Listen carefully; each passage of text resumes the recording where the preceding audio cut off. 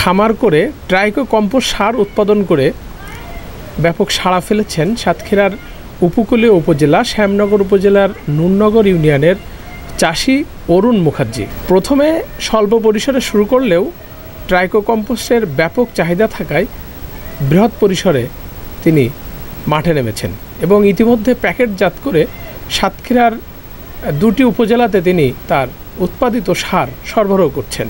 তিনি যে পরিমাণে অর্ডার পাচ্ছেন তাতে দেখা যাচ্ছে এটি ব্যাপকভাবে তিনি বাণিজ্যিকভাবে পৌঁছে দিতে পেরেছেন এবং চাষিরাও এটার প্রতি আগ্রহ রয়েছে। বাজারে যেসব সার রয়েছে অধিকাংশ সারের ভেজাল থাকার কারণে জমির উর্বরতা নষ্ট হচ্ছে। সে তুলনায় অরুণ মুখার্জির কাছ থেকে বাড়িতে উৎপাদিত ভেজালমুক্ত ট্রাইকো সার ব্যবহার করে চাষিরা উপকৃত হচ্ছেন।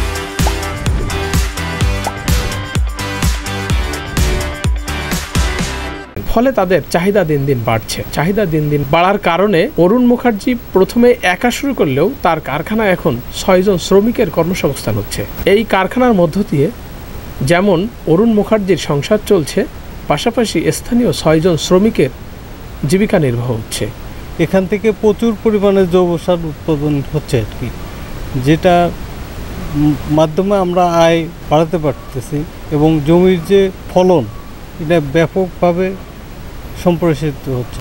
আমাদের কৃষকরা তাদের ফসলের ক্ষেতে, ধানের ক্ষেতে বা চাষের পুকুরে যে রাসায়নিক সার ব্যবহার করে এবং বিভিন্ন কীটনাশক ব্যবহার করে, সেগুলো দেখা যাচ্ছে একই ধরনের সার বা কীটনাশক ব্যবহার করার কারণে মাটির উর্বরতা শক্তি দিন দিন কমে যাচ্ছে।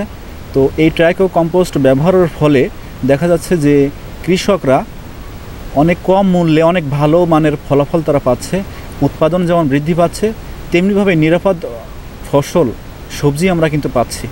আমার কাঁচা মালটা হলো গোবরের উপরে সম্পূর্ণটা নির্ভর করে। এটা আমার বাইরে থেকে আমি কালেকশন করি, আমার 6 জন লোক আছে, এরা বাইরে থেকে গোবরটা কালেকশন করে এবং তার সাথে আমি দেই আপনার যত আমার বাড়ির যত হলো যে সবজি খেয়ে যে খোসা টোসাগুলো যা আছে সেগুলো ফেলাই দেয়, সেগুলো কিন্তু আমরা এখানেই ফেলি আমার এই চেম্বারে করে।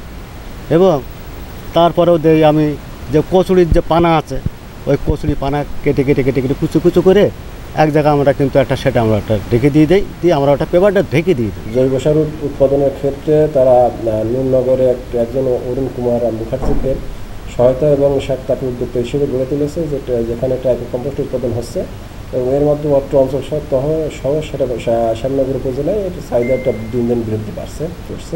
এই ধরনের ছোট ছোট উদ্যোগ যদি গ্রহণ করা যায় এবং এই উদ্যোগের সাথে যদি সরকারি বেসরকারিভাবে সহযোগিতার হাত বাড়ানো যায়, তাহলে কিন্তু আমাদের দেশ আরও এগিয়ে যাবে। Belal Hossain, DBC news, Satkhira.